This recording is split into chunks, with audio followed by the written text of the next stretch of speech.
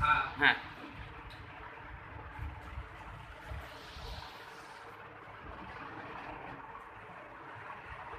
সংগ্রামী বন্ধুগণ,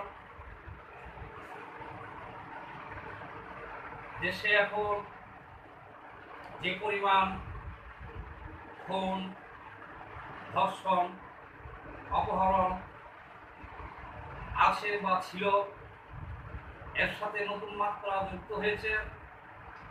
সাম্প্রতিক সময়ে আপনারা জানেন, সিরাজউদ্দৌলা নামক একজন মাওলানা অধ্যক্ষর নির্দেশে নুসরাত জাহান নামক আর মাদ্রাসার এক ছাত্রীকে নির্মমভাবে আগুনে পুড়িয়ে হত্যা করা হয়েছে।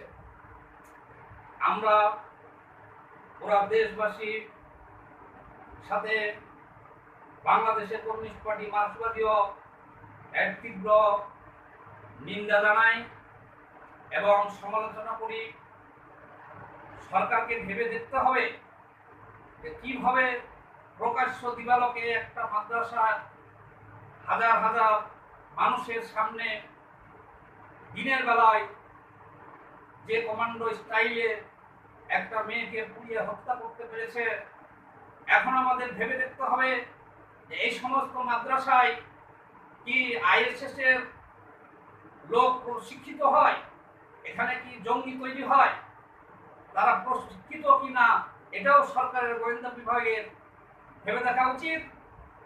মাদ্রাসা কি খালি বলাৎকার, যৌন হয়রানি, ধর্ষণ যেভাবে মিডিয়ায় আসতেছে, এর পাশাপাশি এইসব মেয়েরা, ছেলেরা অত্যন্ত প্রশিক্ষিত বলে আমাদের মনে হইতেছে।